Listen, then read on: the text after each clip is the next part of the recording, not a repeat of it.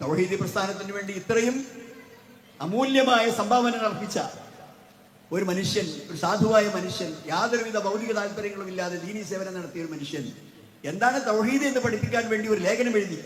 അത് നമ്മുടെ അമ്പലക്കടവ് പൈസയ്ക്ക് മറുപടി എഴുതിയതാണ്.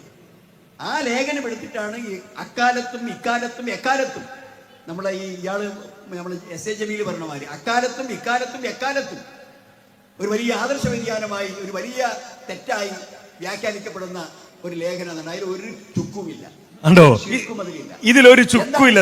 എന്താണ് തൗഹീദ്, എപ്പോഴാണ് ഒരു കാര്യം ശിർക്കാവുക, എപ്പോഴാണ് ഒരു കാര്യം തൗഹീദ് വിശദീകരിക്കുന്ന ലേഖനത്തിൽ വായിച്ചാൽ ബുദ്ധിയുള്ളവർക്ക് മനസ്സിലാവും. ഇതിലൊരു ചുക്കുമില്ലത്രേ. എന്ത്? രാത്രിയുടെ ഇരുളിൽ, ഞാൻ അങ്ങനെ തന്നെ വായിക്കാം, രാത്രിയുടെ ഇരുളിൽ തപ്പിത്തടഞ്ഞു നീങ്ങുന്ന ഒരാൾ തന്റെ തൊട്ടടുത്ത് നിന്ന് ശബ്ദം കേൾക്കുന്നു, ആളെ കാണുന്നില്ല.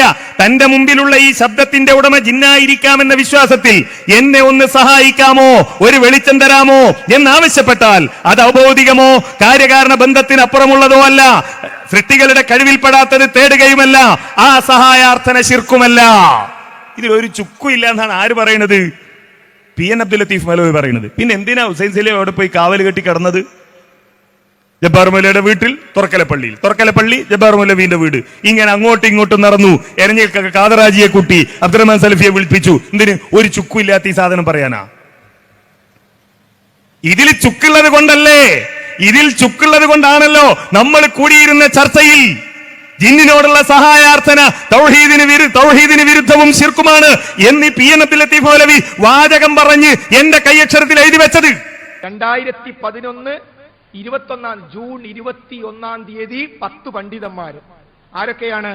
C Kunhu Muhammad Madani Parappur, P N Abdul Latheef Madani, M Abdurahiman Salafi, K Zakariya Salahi, Abubakar Salafi, Aneef Kayakkodi, Shameer Madeeni, Shamsuddin Palath, Hamza Madeeni, Ahmad Anas Moulavi. ഇവര് 10 ആൾ ഒപ്പിട്ട് നമ്മളെ ഏൽപ്പിച്ചൊരു കാര്യമുണ്ട്.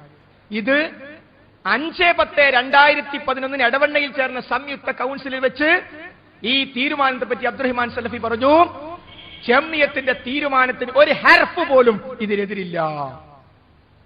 കെ ജെന്റെ പണ്ഡിതന്മാരെ വേദിയിലിരുത്തിയിട്ടാണ് അദ്ദേഹം പറഞ്ഞത്. അതോടുകൂടി നമുക്ക് വായിക്കാം.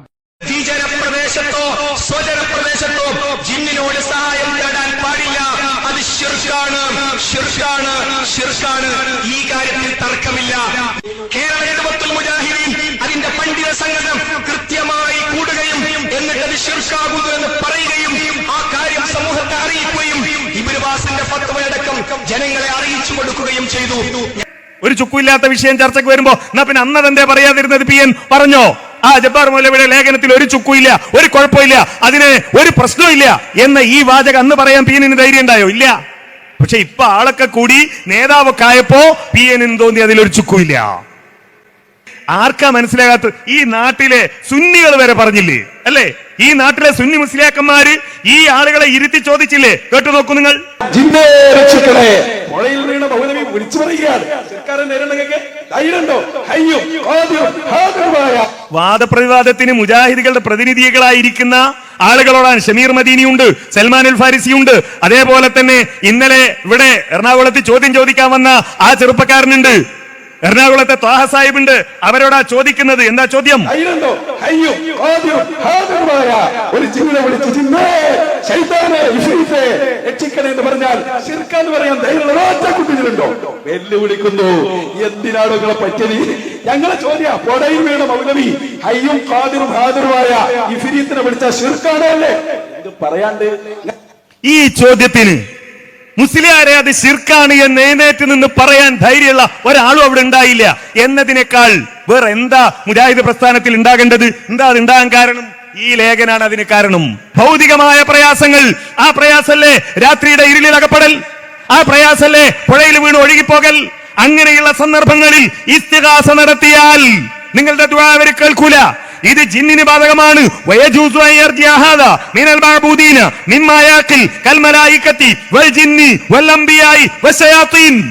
മലക്കായാലും ജിന്നായാലും നബിയായാലും ശൈത്താനായാലും ശിർക്കാണ് എന്ന് പറഞ്ഞവരാ മുജാഹിദുകൾ. ഈ ആയത്തോതിയിട്ട് അത് വെച്ചിട്ടാ മുസ്ലിയാർ ചോദിക്കുന്നത്, മുംബൈയിൽ ജിന്ന് പെടുന്നാണല്ലോ നിങ്ങൾ പറഞ്ഞത്, ഇപ്പൊ എങ്ങനെ ജിന്ന് പെടാതായി? സഹായം ചോദിക്കുക ശിർക്കാണ് എന്നാ ഞങ്ങൾ പറയുന്നത്. അത് ജിന്ന് പെടുന്ന വിഷയത്തിൽ ഞങ്ങൾക്ക് തർക്കമില്ല. മൗലവി ജീവിച്ചിരിക്കുന്ന ജിന്ന് പെടുവോ പെടൂല എന്താ തർക്കം? മനസ്സിലായില്ല. ജീവിച്ചിരിക്കും മരിച്ച ജിന്നിനോട് ചോദിക്കാൻ പറ്റുമോ പറ്റില്ല എന്നുള്ളതല്ല. ജിന്ന് എന്നത് അദൃശ്യമാണ്, അഭൗതികമാണ്. ജിന്ന് എങ്ങനെയാണ് നമ്മളെ സഹായിക്കുക എന്ന് നമുക്ക് അറിയുകയില്ല. അതുകൊണ്ട് ശാസ്ത്രീയമായി ഗവേഷണത്തിലൂടെ നിരീക്ഷണത്തിലൂടെ കണ്ടെത്താൻ പറ്റാത്ത കാര്യം അത് അഭൗതികമാണ്.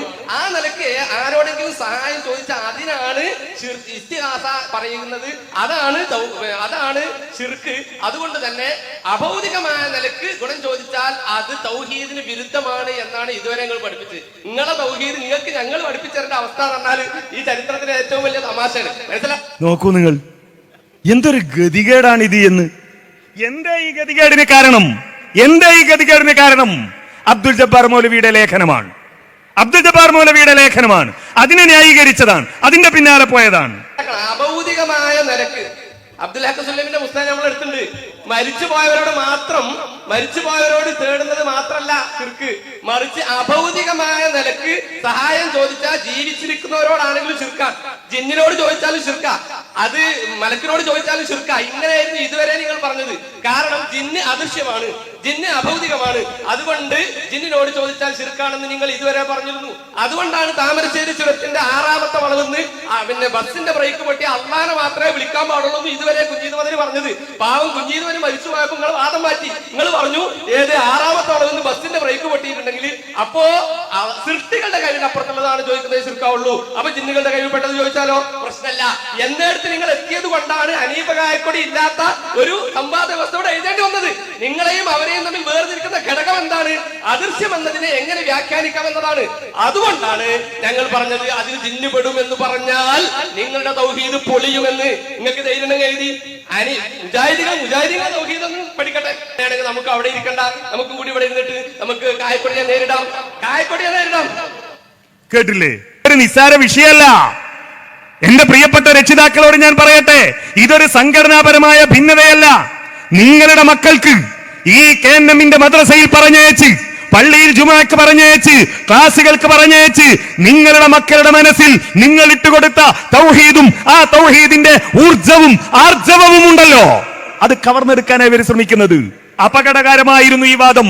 മുജാഹിദ് പ്രസ്ഥാനത്തെ ഇക്കോലത്തിൽ തകർത്തത്, മുജാഹിദ് പ്രസ്ഥാനത്തിൽ ഈ രൂപത്തിൽ ഭിന്നതയുണ്ടാക്കിയത്, ഒരേ വീട്ടിൽ തൗഹീദ് അംഗീകരിക്കുന്ന വാപ്പയും ജിന്നിനോട് തേടിയാൽ ശിർക്കല്ല എന്ന് പറയുന്ന മകനും ഉണ്ടായത്, ഒരേ പള്ളിയിൽ തൗഹീദ് അംഗീകരിക്കുന്നവരും ജിന്നിനോട് തേടിയാൽ ശിർക്കല്ല എന്ന് പറയുന്നവരും ഉണ്ടായത് ഈ ലേഖനത്തിന്റെ തുടർച്ചയാണ്. അന്ന് ഹുസൈൻ സലഫി ചെന്ന സമയത്ത് മൗലവി ഇത് അപകടമാണ്, ഇത് തിരുത്തണം, ഇതിന് വിശദീകരണം നൽകണം എന്ന് പറയുന്ന സമയത്ത് വാശി ഒഴിവാക്കി ഇതെന്റെ അബദ്ധമാണ്, എന്റെ അടുക്കൽ വന്ന തെറ്റാണ്, ഇത് തിരുത്തണം എന്ന് അദ്ദേഹം പറഞ്ഞിരുന്നുവെങ്കിൽ ഈ ഭിന്നത ഉണ്ടാകുമായിരുന്നോ? ഈ ഭിന്നിപ്പുണ്ടാകുമായിരുന്നോ? നമ്മൾ ആലോചിക്കണം. ഇത്രയും ആദർശപരമായി ഈ സമൂഹത്തിന്റെ മുഴുവൻ അസ്തിത്വവും നഷ്ടപ്പെടുത്തി പൗരോഹിത്യത്തിന്റെ മുമ്പിൽ മുഖം താഴ്ത്തി തലകുനിച്ച് നട്ടല് വളച്ച് നിൽക്കേണ്ടി വന്ന ദുരവസ്ഥ ഈ ആളുകൾക്കുണ്ടായി.